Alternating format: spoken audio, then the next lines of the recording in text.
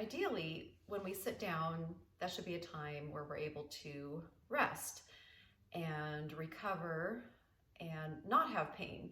Sitting should actually be something restorative and not something that hurts us, as long as you're sitting properly. If you're sitting properly, you're using muscles that are designed to be used in this sort of situation, and you're letting the other muscles take a break. So when I'm sitting on a cushion on the ground, I'm anteverting, meaning anta meaning forward, verting meaning it means turn or something, but I'm turning my hips forward. What that means is that I'm not sitting on my tailbone. That looks weird. I'm rotating my hips forward. So basically my butt is going behind me before I go to sit down. So from the side angle, when you're not anteverting your hips, they're going to be curled under like this. This is going to put a lot of pressure on your back. When you antevert your hips, your tail goes behind you. If you had a tail, your tail would go behind you. And then from here, I'm going to stack up straight. The straight stacking is done with your ribs anchored. So if you can imagine your entire torso is like a tree trunk. Your spine all the way up to the top of your head, from your tailbone to the top of your head, is an axis. And you don't want to lose your axis. This is your balance. This is how you can take deep breaths and how you can sit without pain. So ways where people tend to mess up with this is either sitting on their tailbone or overarching. So a lot of times when we're told to sit up straight, what ends up happening is we overemphasize the arch in our back. And that's the classical S-shaped spine, which we don't really want to have. We want to have more of a J-shaped spine, which is a straight spine with a little curve happening in the tailbone. Your hips being able to rotate forward is what allows you to bend forward. So if you're lacking flexibility in your hamstrings, that's an area that you want to work on, is being able to antevert your hips. The more difficult that this is for you, people who have sat on their tailbones their whole life, you may not be able to sit like this.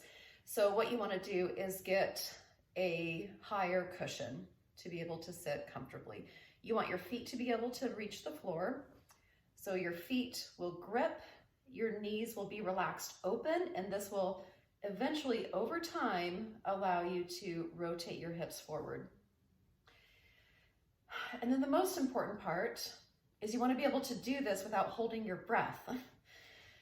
You want to be able to breathe. And when you're breathing, you're going to use your mind's eye. Maybe your mind's eye needs glasses, or you might feel like it does. But basically, you're using visualization to see what's happening inside of your body, or to feel what's happening inside of your body. So when I'm breathing in, I'm visualizing the energy or chi going up my spine in a very straight line up to the top of my head. And when I exhale, it's going down the front of my body to the perineum. And then you inhale and exhale and you repeat. I am still, but there's actually a lot of movement happening. When I breathe in, when air goes into my lungs, I do have to move my torso a little bit, but I'm using the musculature of the abdominal muscles that crisscross here on the sides, as if you would, have like a side pocket in your jacket. Those muscles are going to help keep your trunk, your tree trunk, your center nice and straight. If you're not sure what to do with your hands and shoulders when you're doing this, you want to think of your shoulders pushing down.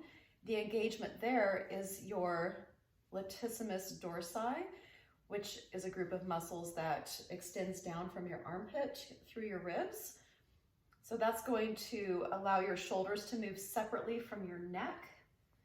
A lot of people with chronic neck pain, they have a lot of shoulder Either the neck gets involved with the shoulder motion, or the shoulders get involved with neck motions, and you want to kind of separate them. So we do this by engaging the shoulders.